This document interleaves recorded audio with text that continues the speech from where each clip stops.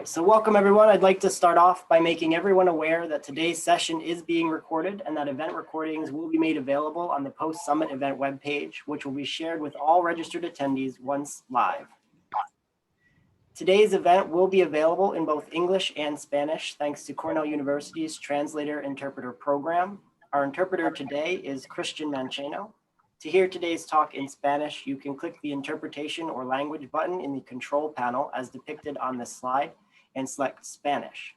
I will give folks a moment to do so now.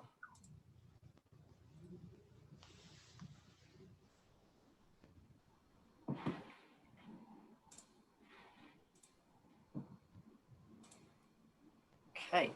All right, welcome and thank you everybody for joining us today for day 3 of our 5th annual New York Seafood Summit and the first ever virtual summit. While we're disappointed that we do not get to engage and interact with you in person, we are excited to be able to expand our summit activities and enhance accessibility by offering them through this virtual platform. My name is Mike Saramella. I am the Seafood Safety and Technology Specialist with New York Sea Grant, and I'll be your host for this week's summit activities.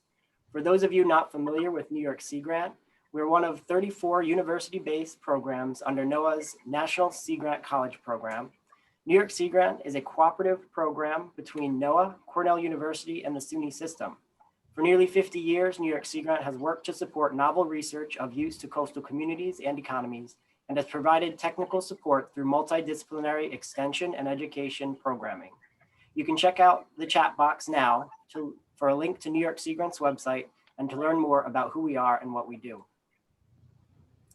For those of you who are not familiar with the New York Seafood Summit, it was initiated in 2016 as a means of engaging and facilitating discussions among seafood stakeholders in New York.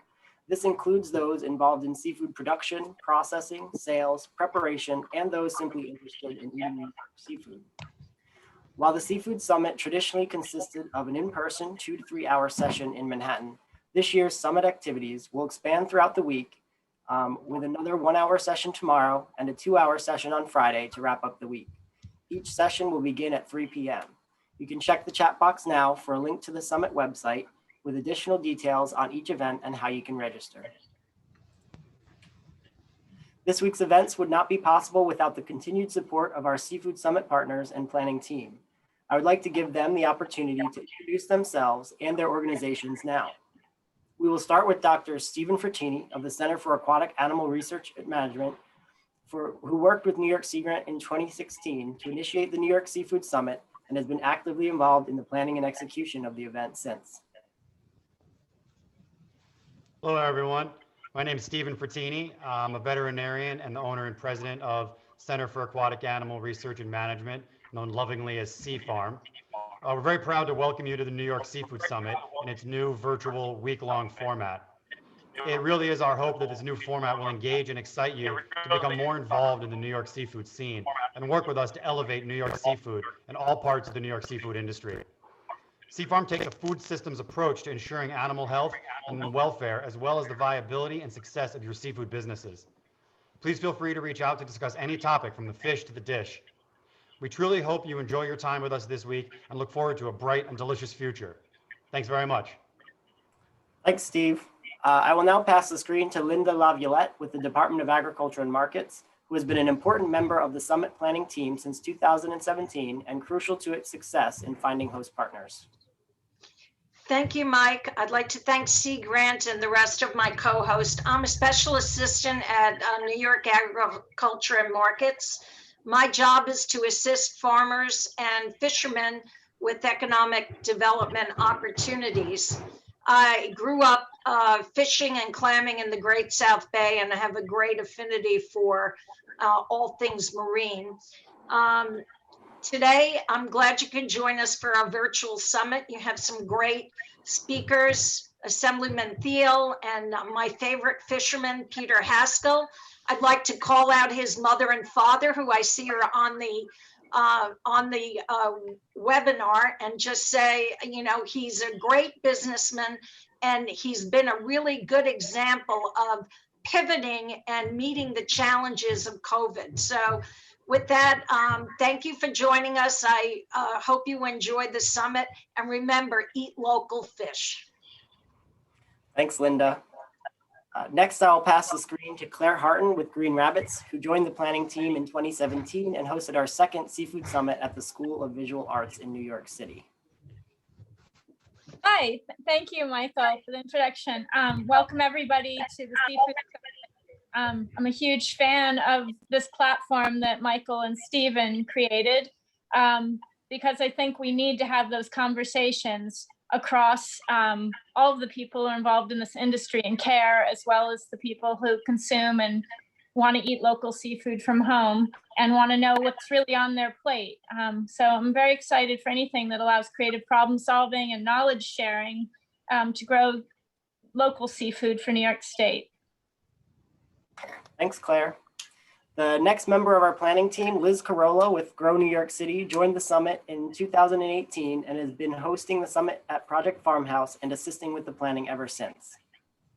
Thanks, Mike, and apologies, everyone. I can't seem to get my video working, which sometimes happens with my Zoom account. So apologies, but I'll make this quick. I'm Liz Carolla. I'm an assistant director at Grow NYC as part of the Food Access and Agriculture program.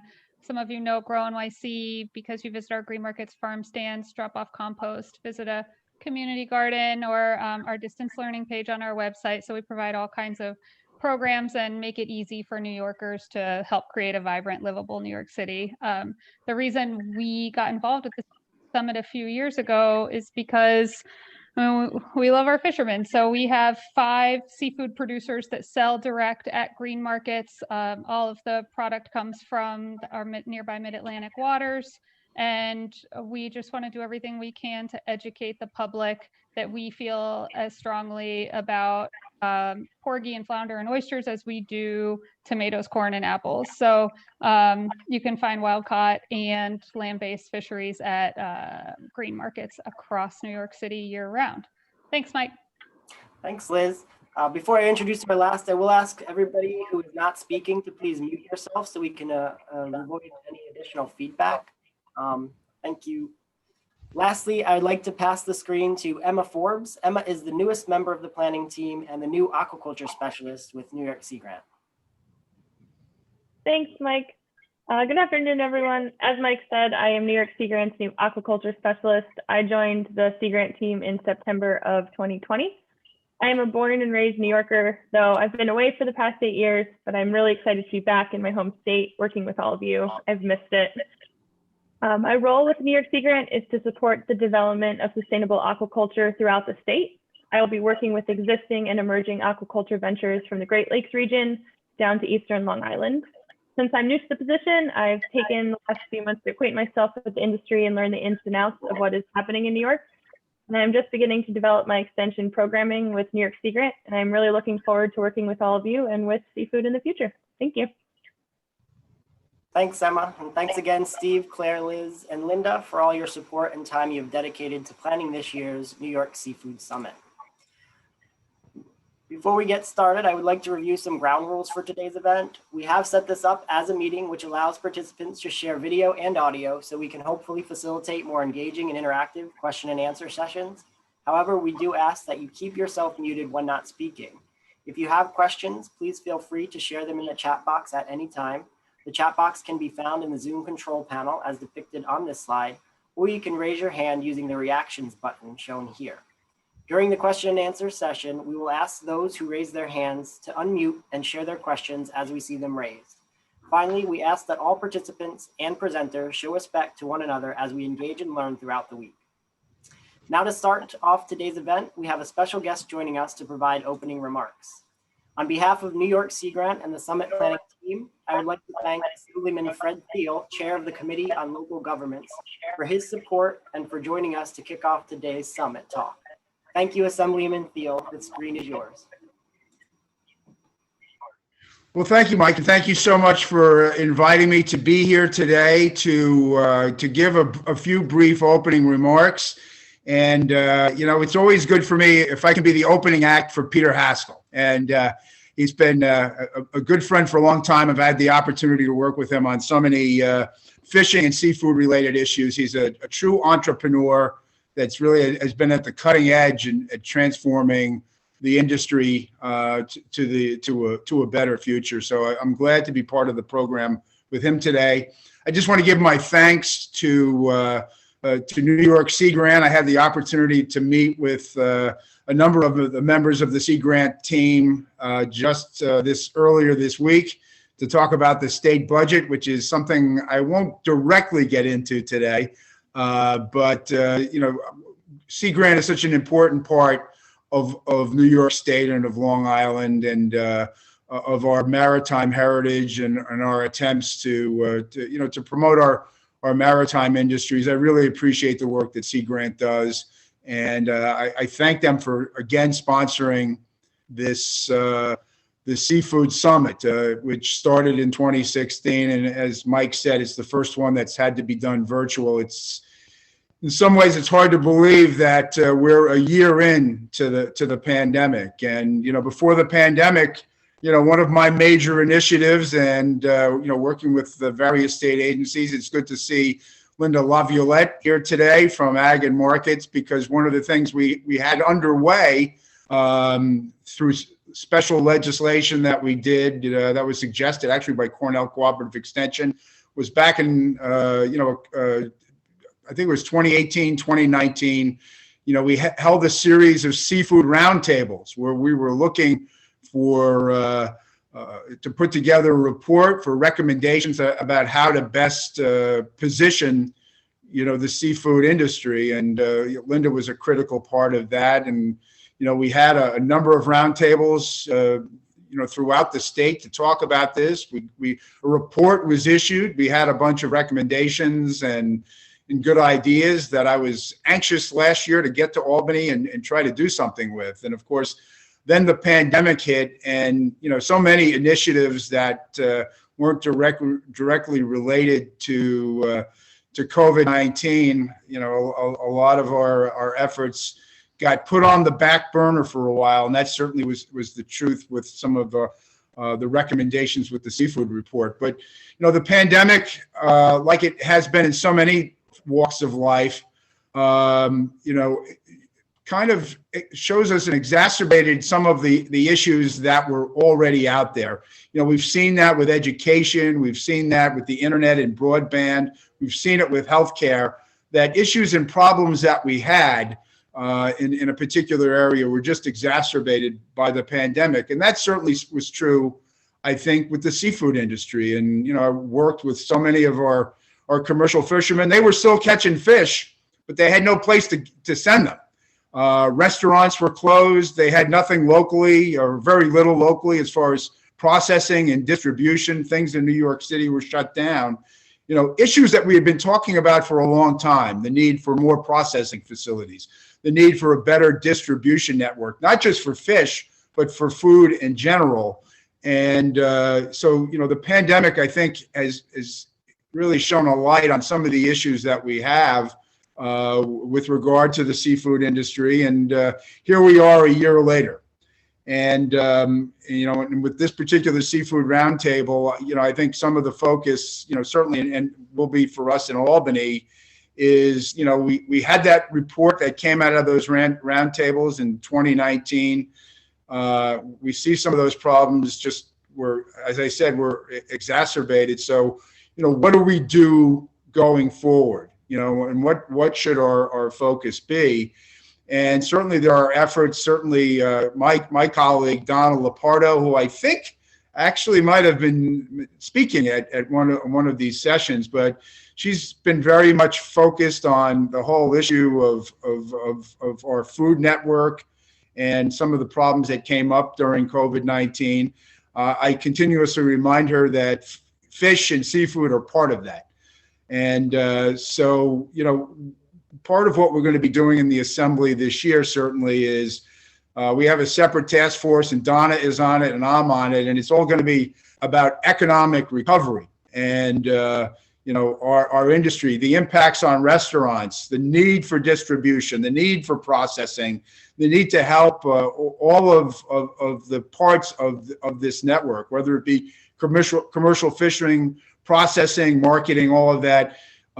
We need to not, the phrase is we need to build back better. And I think that certainly is the case with seafood and And, I think that means making some capital investments. I think that means addressing, some of the issues that we've had in the commercial fishing industry with regard to licensing. It's always said that, every crisis also presents opportunity.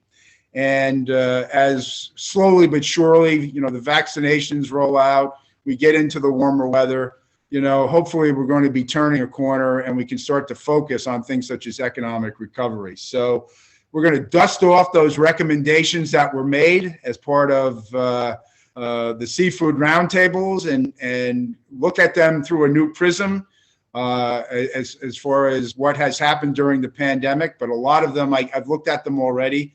I think a lot of them still hold true. We want to, through our budget process this year, to put in capital funding to help to provide the infrastructure that's going to be needed for the seafood industry to recover and to thrive. And as I said, we had separate meetings and several task force with regard to commercial fishing and licensing, and that also went by the boards during the pandemic. We're going to be talking, I think, about that again also. And then finally, we talk about all of the things that relate the industry, but we also have to talk about the resource. And water quality and having good water quality is imperative to having a good fishing industry, to having a good seafood industry up and down the chain. And so I don't want to forget also about our needs to improve our water quality. Out east where I am, certainly the Propagate Estuary program is a big part of that, and providing proper funding for the estuary program. We've got something called the Community Preservation Fund on the East End, where 20% of the fund is now used for water quality improvements. Just to talk about the Community Preservation Fund for a minute, for 20 years it was about land preservation. Now we're transitioning into protecting water quality. And I think the Community Preservation Fund was the one tax where revenue actually went up during the pandemic. And I think the state tax on alcohol probably also went up, I think, probably over the last year. But the Community Preservation Fund was a 2% real estate transfer tax that is used for environmental programs like water quality. And it had the highest revenue in the history of the program because people came from the city of New York. They wanted to get away. They wanted to be out in the country, and they bought houses. They rented houses. So the summer season on the East End of Long Island started in March, and it never ended because people are still out here. But those revenues need to be used to protect our water quality in the coming years. So I thank you for inviting me to participate today. I'm looking forward to, as we come out of the pandemic and we look at an economic recovery, for the state legislature to be your partner in working with the governor and our state agencies like Ag and Markets, like the DEC, so that we can make the investments in the future that can really return our seafood industry to a strong position after the pandemic. So thank you for having me today, and I look forward to continuing to work with you and to get these kinds of initiatives, many of which had to be delayed because of the pandemic. This is the year where we want to get all that going again. So thanks for having me, and have a great rest of the summit. And again, I look forward to working with you in 2021. Thank you again, Assemblyman Thiel. We truly appreciate you taking the time to speak with us today. Thanks. See you again real soon. Thank you. I'll now hand the screen over to Steve to introduce today's speaker. Thank you, Steve. All right. Thank you, Assemblyman. Thanks, Mike. Today, it's my distinct pleasure to introduce Captain Peter Haskell, fisherman and seafood processor, and really the embodiment, I believe, of this integrated approach to seafood in the state of New York. I'm lucky enough to count him amongst my friends and colleagues. He supported a project that Sea Farm and Sea Grant put on in 2016, where he graciously accepted a student into his company and hosted them for a whole summer. I think that he had a great experience. The student had a great experience. We got great marks for that. It's just an example of the way that Peter reaches out to the community and really embeds himself in it. I think today you're going to hear a very compelling talk about the importance of that community integration and that integrated view of where the seafood comes from and how the seafood gets basically to our mouths. So without further ado, I'm going to turn it over to Peter, and I can't wait. Thank you, Stephen. And it is nice to share a very challenging and engaging year with everyone. And I think that's a great topic to start our discussion from. I think it's on the forefront of everybody's minds how the seafood industry performed through the pandemic and what kind of a year season we've experienced and what are we doing coming out of that. So I'd like to kind of rewind the tape back to the start of the year. And as we started getting news about this pandemic that was taking shape, I think every business operator had their eye on what kind of a reality this would be on a local level. And I think it was at the point where there was enough impact that our grocery stores started to lack product on it, that it was a real awakening for people that, hey, you know, this is taking shape, kind of like the lines we saw for gasoline back after certain storms that we've had. It was odd, and it was also an indication as to where to put your focus first. So as Assemblyman Thiel had mentioned, the fisheries also seized to some degree with markets that would normally be supporting the activities. They had become kind of paralyzed to some degree. So as an operator, I think it was kind of obvious to see that with not enough product in the grocery store, yet there's a glut of local product at our dock, that it was a true logistical issue. So the first level of what we were doing was to identify what we can do to be resilient. And as this news was circulating, it occurred to me that people were really listening to government at this point too. They were looking for guidance and a sector that kind of knew more than the rest of us as to the significance of what was happening. So in an effort to challenge the logistical issues we were having, one of the things that I wanted to do was take a lot of our infrastructure that was normally designed for wholesale delivery, for transportation, and point that at our community. And the other thing that crossed my mind was that, you know, a voice of a business owner is one thing, but the voice of government at that time on a local level too was incredibly important. So I made a few phone calls, reached out to our local town trustees, including Scott Horowitz, which also led to speaking to Assemblyman Thiel. And we kind of huddled to talk about, is there a way that we can announce a program that might challenge the normal way of trying to go about things, because they just simply weren't working. And through that, we got a little bit of press and wound up announcing that we would have a home delivery system put into place that would be safe. All the sales would be executed with a credit card over the phone. The driver would leave the package at the door, and there'd be no person-to-person contact. And I think we acted quick enough that it really rung true and it resonated with people. And to me, that's a phase of resilience. When there is an issue, something that is paralyzing, especially to an industry on a local level or even bigger, these are the types of qualities that I'm looking for. So with the home delivery system, it was also an innovation. And it was something that we used the resources we had with this supply chain problem. It was also difficult to buy things. There was times that we were looking for certain types of equipment that we just couldn't get. I think I might have purchased one of the last fork island at one point. And through that struggle, you need to continue to innovate and find ways to connect those dots. So the home delivery was a success, but I do want to say, I don't think it's the answer to the fisheries. I think that it was timely, it was an innovation that we're continuing today. And I think it will stay with us as the pandemic solves itself. But it's a beginning step. I think what we're talking about is a catalyst turning into energy. And from there, you have to continue to build. So there really wasn't a day that we took our finger off of the pulse as to what was going on.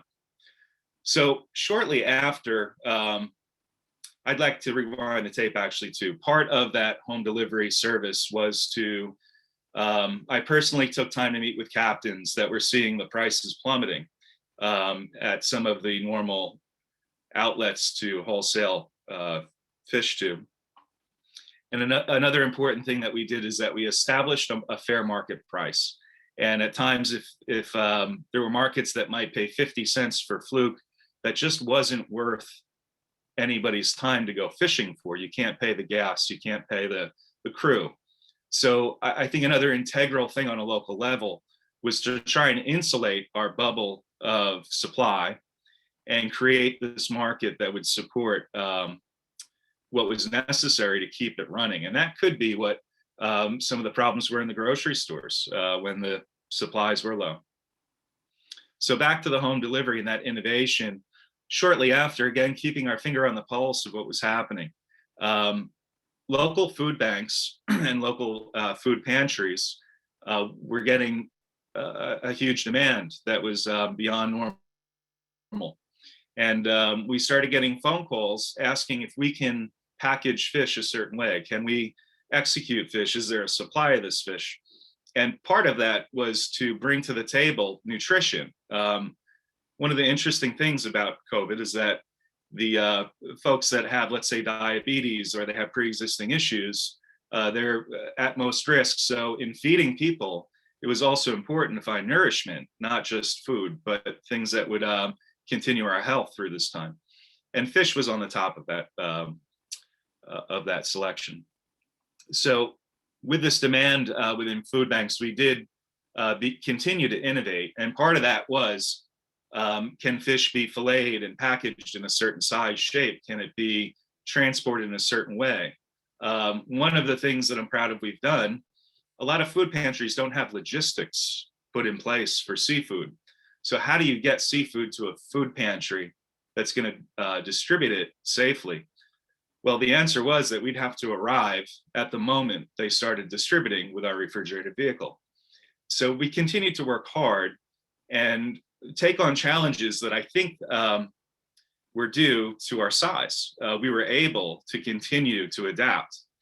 And I'll touch on that as well, as far as the size of the business and how nimble it may be. I did hear stories, not that I can confirm the truth of them, that let's say there were silos of produce, like 50-pound bags of potatoes that were kind of stuck in limbo when the restaurants had to close and a lot of the outlets were put on hold. There were large companies that had large inventories. I think we're all familiar with the industry of dairy as well, where the issues we had with milk and its perishability. So what I'm getting at is that a lot of these companies, to my understanding, didn't have the ability to unload a silo with 50-pound bags and repackage them, let's say, into 2-pound bags that could be distributed into some of these venues. Now, not possible. But what I've learned is that I think the larger that company might be, and the more that they're handling, the harder it might be to adapt and readdress how that supply chain is going to work, because there's so many moving parts to redesign a company that is really a well-oiled machine at doing what they do. The bigger it is, I have to assume the harder it may be to make that adaptation. So through the year, I found myself feeling thankful. I like to regard what we do as a medium-sized business. For our area, we have about 20 employees, and we were successful at adapting. And that, again, I think was because we could take a fillet, let's say, that would normally be put into a fresh container, and we were able to cut it, package it, hit our marks, and get it to these folks in a time where it was needed, down to the minute. So these are all things that I think are an inspiration for our industry. On a local level, there's many townships, there's many small ports. I happen to live in one, believe it or not, Riverhead is a port. Although we don't have a dock and we don't have a large fleet in Flanders here, it is listed as a port. So with every community that has access to the water, I believe that there's opportunity. And whether that's a small effort or a medium effort or potentially a large effort eventually, there's a call to take on jobs that we're inspired by. I believe that even just one fish could become a business, and really to find the things that drive one in their work and the things that inspire them. There's so many things that can be done as we develop past the pandemic. And the oyster community this year has had a difficult time because the restaurants were a large part of the sales of oysters on the half shell in the season. And I know that there's people working very hard, just working with that one oyster, that one type of fish, to innovate past some of the things that we've come across and develop new solutions. So touching on what Assemblyman Thiel had mentioned, there's a ton of opportunity around us. I think we've been good at recognizing it and pushing ahead. And I believe that it does champion local business. I think it'll give opportunity to folks that may have had great ideas that haven't taken the step to possibly engage and start moving forward with the ideas that they have.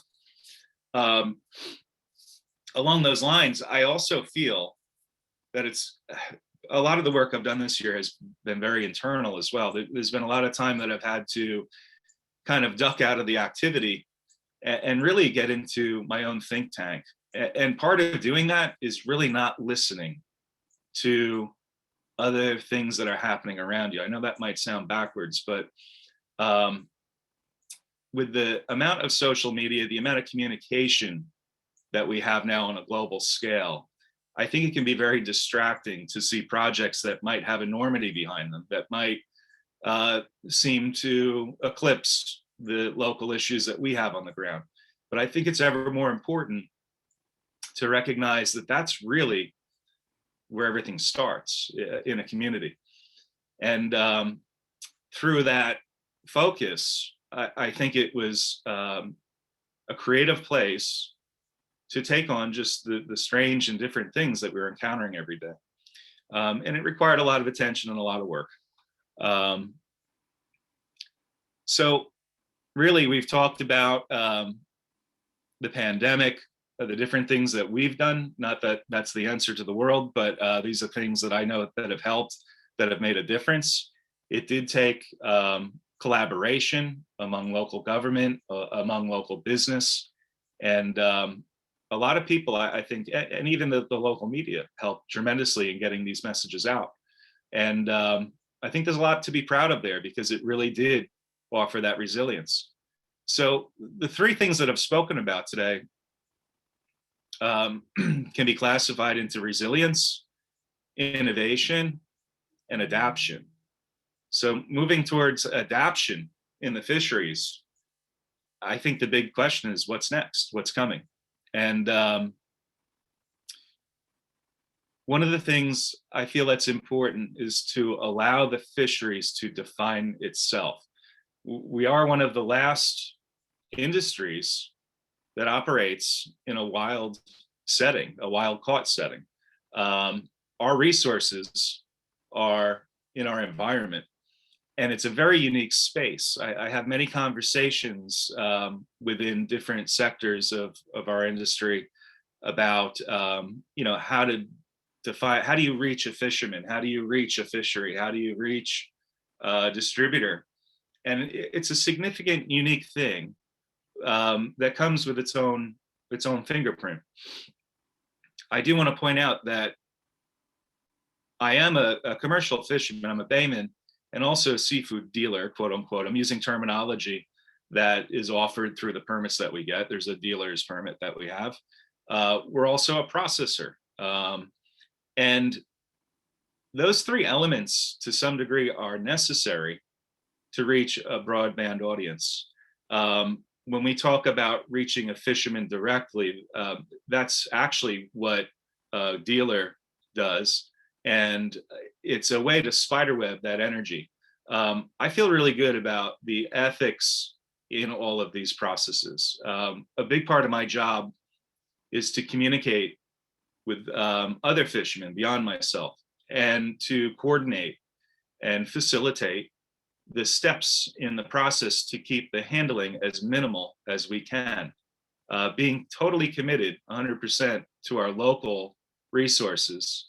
Our brand, Haskell Seafood, promises that your fish that you're enjoying will have been landed on Long Island. I refer to that as hyper-local. And I probably borrowed that term from the local weather news, but it's a good way of talking about what's local. I mean, there's different definitions. Before the program, we were talking about the fact that I think USDA might define local as within a 400-mile radius. What's interesting and unique and an opportunity for us is that we are on an island. And that island does represent the wild-caught fisheries of New York State as the rest of the state becomes landlocked. The real point that I'm making is that within that scope of local, we can make it hyper-local. We can really refine what that radius looks like. And that opportunity lends itself to transparency. And it also lends itself to a story that can be told to engage the public. And we're really doing this as a dealer, representing as many individuals as we can. And it's not about one person, but it's about a collective group. So those efforts continue. And again, it's about facilitating insulation within the community that we work with. So back to the what's next question. As we're moving forward, I think anybody's going to have a hard time right now saying that we're on our way out, we're exiting, some phase that we've been through in the world. We have to be prepared for that whenever that should happen. And that's very much kind of like how we started this story, is that to be prepared to be resilient, to be prepared to innovate and adapt, that's going to continue. And the big difference, I think, is that having gotten through the shock of what our industry has encountered, is now we get to focus on what do we want it to look like as we exit into a place of more normalcy. And allowing the fisheries to do that as a group, I think, is incredibly important. There's no one person that can pave a road and say this is what's going to work. I can share with you some of the things that we're prepared to do and ready to take on. We continue to work with food banks and food pantries, and there's some tremendous work being done out there on that level. I don't think that's going to slow down anytime soon. Even when we get to a point of recovery, that does not mean that the community will financially recover. It's going to take time to do that too. So we're committed in that space, but at the same time, we need this layer of change that's going to follow the things that we're currently doing that also represent change. I believe that at this moment, we should be thinking of structures and opportunities that not only facilitate the space that we're in and create the facility of safety with social distancing, being prepared to wear masks at all times, to notch up some of the things that prevent transmission, and have that able to evolve out of a space like that. So we are at this moment in time creating an innovative marketplace, and I'd like to announce that we'll be opening it in West Hampton Beach, and it's a model that will facilitate the things that are necessary now. And it's a model that will grow out and beyond what the current concerns are. And through that, it may not look like what somebody might expect.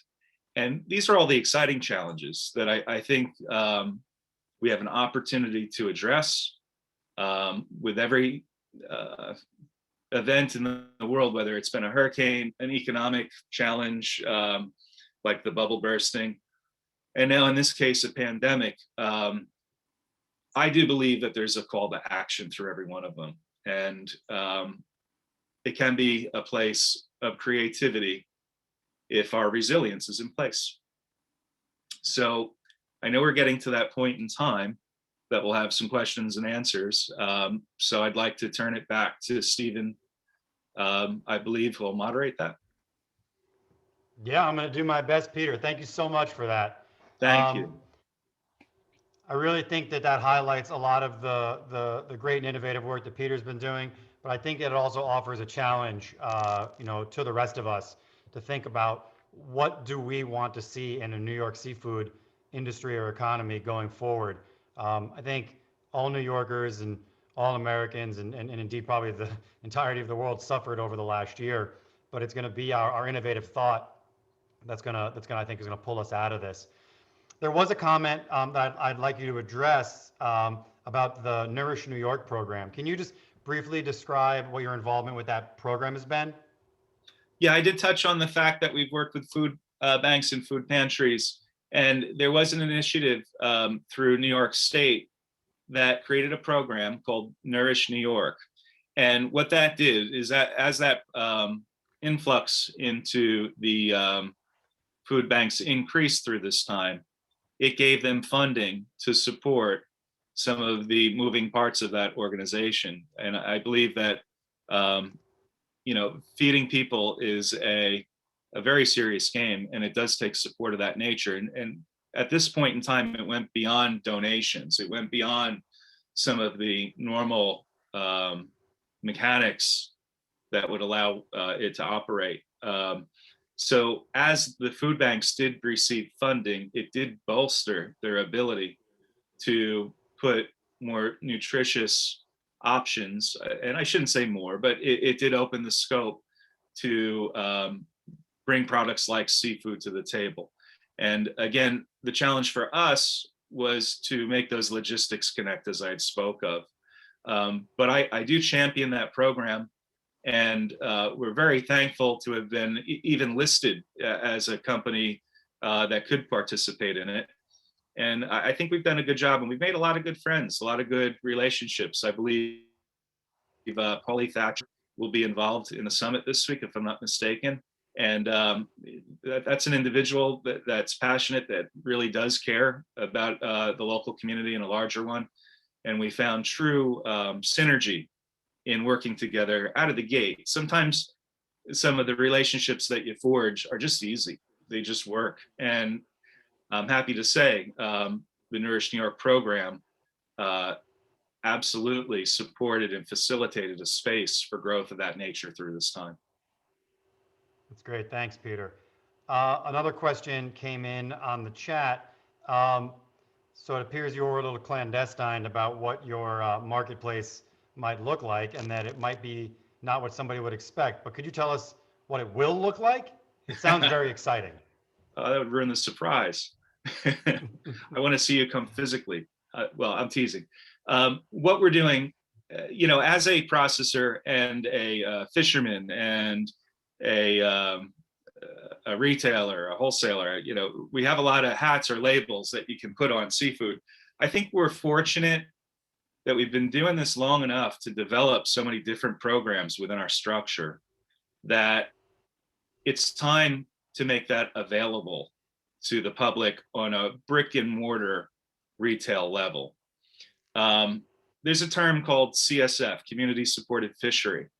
And I've been kind of tasking myself for a year now to try and reinvent that acronym, because when you're committed to local, when that's all you do, when you're educating the public as to what is in our backyard, every day is a CSF.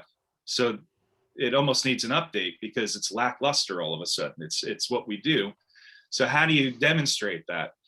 One of the answers that I have is to create a physical space that adapts to, again, the pandemic, but can evolve out of it. And within that space, you'll find all of the things we do. whether it's a prepared seafood or if it's a fresh fillet, it's going to be recipe driven. There's going to be an opportunity to have a grab and go if you want to eat something immediately. There's going to be an opportunity to be inspired to take local fish home and put it on the barbecue, bake it in the oven.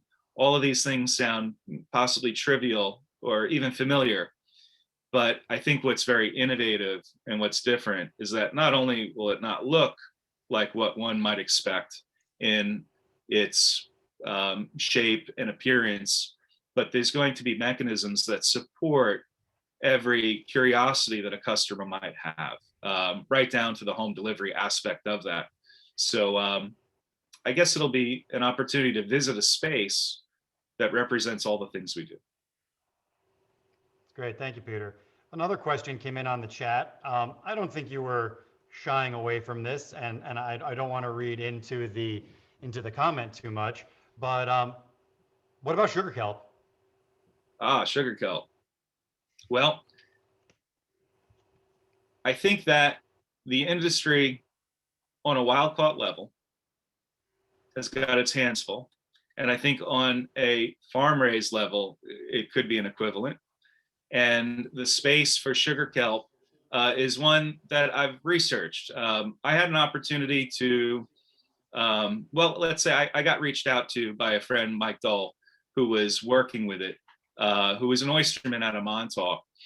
And he reached out at one point because they were looking to process it, which essentially is a pair of scissors, cut it into the proper length, and freeze it. And at that time, I had a lot of questions myself as to the value of the product and its place in our market, as did Mike and the whole team. I think I walked away from the exposure that I had in learning about it through my friendship with Mike as a couple of questions that were hard to answer because you just wouldn't know until it takes shape. Something that I heard locally was, if kelp was grown in the wild, would there ever be a chance that it could propagate on its own beyond a farm-raised effort? Could this possibly take shape and root itself in other parts of the bay that it might normally not have been? There were a lot of good suggestions, a lot of good answers to that. But these are the real things that we're challenged with anything. Like let's take it to a wild caught scenario too. When we talk about a fishery, a sector of it that let's say is being used heavily. Let's say that we have a trip limit that's very small for a fish. It's an indicator that the DEC is trying to limit the amount of fish that we're harvesting out of that area. At the end of the day, none of us are God. None of us know exactly what the repercussions are of harvesting fish or not harvesting fish. Sometimes a fish can propagate in an area to become more strong and outnumber other species. So it's a great question, but at all times we're engaged in our environment, and I don't know if there's ever a solid answer to whether something is going to work or not work, or what the later effect might be of something. I never rule anything out. I'm a curious person. I like to learn. But I guess I'll conclude that with kelp, there's definitely unanswered questions about its value, its ability to be a source that's significant.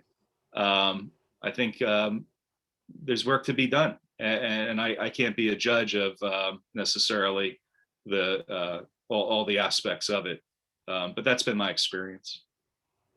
Yeah, I think a lot of us on this call are probably in the same boat when it comes to sugar kelp, and the question was actually about sugar kelp farming. A lot of us are trying to really figure this one out. Where does it fit? Yeah.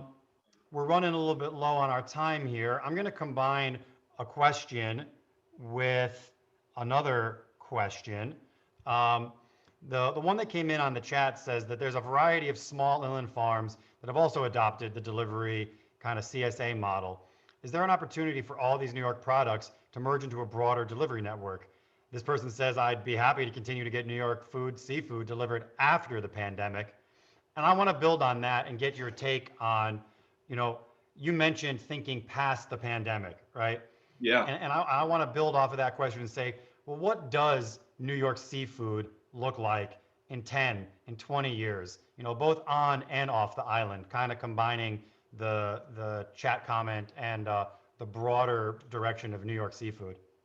Yeah, I think that's a really engaging chat comment and an exciting platform to speculate from.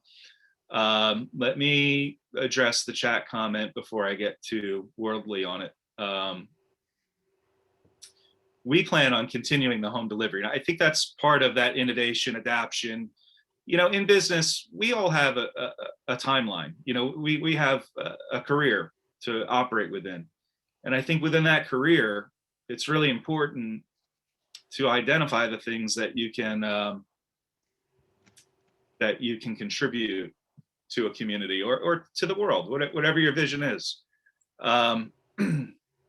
So as we pick up these things that you normally might not have done, like a home delivery service on the level that we brought it to, we're going to keep that because it's not us that made it something so wonderful. It's that it happened at the right time. The timing was everything, is that people were thrilled that somebody would pull up to their door in a safe environment with a refrigerated vehicle and present to them some of the things that, they possibly couldn't find in other settings. So, that wouldn't have unfolded that way unless all of these conditions had been set at the same time. So we're not in control of that. But what we do have the opportunity to is to take that moment and create opportunity. And I think allowing that to stick is very important. To continue that program shows the resilience. It shows that, hey, we did something that was very needed at a time in history. And we all have enjoyed this so much, from patron to business, that we want to continue this into the future as just really another amenity to what we do. Other local businesses, small producers that was asked about in the comment, I think the idea was, could there be a collaboration? And I think that's an awesome question, because our wheels are turning here. Because, like, let's say a farmer's market is a collaboration of such. And could there be a farmer's market on wheels that delivers not only one product, but many? I think that's growth. I think that's possibly the types of things we're headed towards. And it sounds like a co-op kind of a concept. It sounds like a collaboration kind of a concept. I do believe that one person has to be responsible for an effort in business, that you need somebody that's going to be answering all the hard questions when it comes to brass tacks. So I guess personally, in my mind, I would imagine a collaboration that would be presented under one roof that way. But these are all great things to think about and talk about. Moving forward, like, what do we see the fisheries being in 10 years, 20 years? I'd like to think that all the things we're doing today are the seeds to that. And it's up to us to continue finding that space that I was talking about, that quiet space that doesn't get too noisy, that with what is happening in the world, what's going on in the news. I think that there's got to be, I think each of us can offer something that's very internalized that might excite that individual in what they can offer. I hope I'm making myself clear and sensible here, but I think that's part of it, is to allow the realness that's in individuals that are inspired in our industry to elaborate their ideas. And maybe there's going to be a cohesive glue that holds all of these efforts together, which again goes back to the idea of small and medium businesses in size shining. And maybe that becomes one big idea. So I hope I've answered that question all right. All right, I'm going to ask one last question as we're getting short on time. Someone did mention that they do like your Gayataku, if I'm pronouncing that correctly, and whether or not it was done locally. So I believe that's the cool. fish prints behind your head. Yeah, I'm a big fan of the porgy. I think in the last decade we've done a good job of promoting porgy, and that's what that is. It's a fish print, and that fish print was made by a friend named Chuck Seaman, and he has a studio in Hampton Bays. I've known Chuck for a very long time, and I have the fortunate ability to reach out and say, hey, I'd love to see a print of some porgies. Or he did a really beautiful print of a squid that I caught. It was a very big squid, so it was just kind of instead of mounts and trophies, I think the future is fish prints, you know, and then you can even eat that fish after it's printed, so that's kind of cool. So that's the story behind the print behind me. All right. Well, with that, I think we're going to end it. We did have one other question in the chat that was hanging out, but we just want to remind everybody that any questions that are unanswered, they can be answered offline and posted with the recording once we're all said and done. So with that, Peter, again, I want to thank you very much for your time and your input. I look forward to working with you in the future and getting together in person as soon as possible. And with that, I'm going to turn it back over to Michael, and we're going to conclude. Thank you. All right, thank you, Steve and Peter. I also want to thank everyone who participated in today's event. And before we end the day, we do ask that you take a few moments to complete the event evaluation, which will be linked in the chat box now. And one last reminder that the summit events will take place for every day the rest of the week at 3 p.m. So you can check out the summit website, also linked in the chat box now, for more details on each event and how you can register. We hope to see you again this week. Thanks, everybody.